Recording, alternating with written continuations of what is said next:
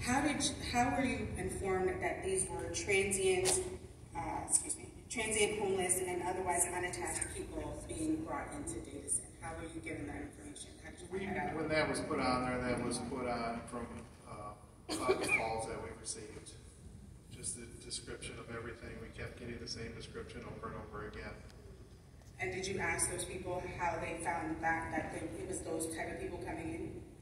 I was going to say, Michael it's kind of interesting how he got the majority of all the calls on this. Because usually I get all the majority of the calls. And I have no idea why I was getting the calls, but yes, that was the description we kept getting over and over again.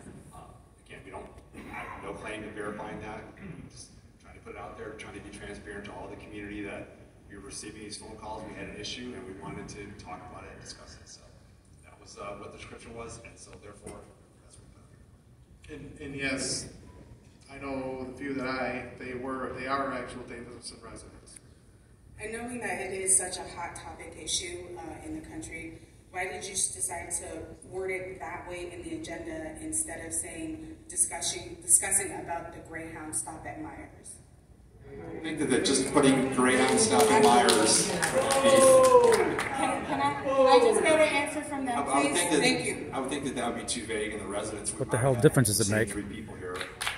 Otherwise, it was a concern. I had enough calls that it was a concern all day Friday. I mean, my work schedule was answer phone calls about bus stops in Meyer, and so that was the phraseology that the citizens, the residents of Davison Township put into the comments, and so therefore it went in the agenda as that.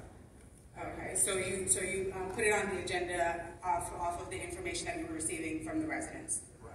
but you don't know where they got that information from. From the residents were the ones responsible. They asked that question. They told me that was the case. I have no way to independently verify that. I wasn't out there at 12:05 or whatever time the bus arrives. Oh, trust me, I'll be out there tonight. The residents got that information from. All right, thank you very much. Appreciate it. She's from the mainstream media. She can't be trusted. Davison, great place to live. I also live now in Swartz Creek's Flint Township, and we were fighting the mega site that they're trying to put out there. And we, as you have, they had the same 3 people showing up at all of their meetings. And for decades now, we've not been participating in the meetings and getting, being aware of what's going on in the community and what challenges you guys face.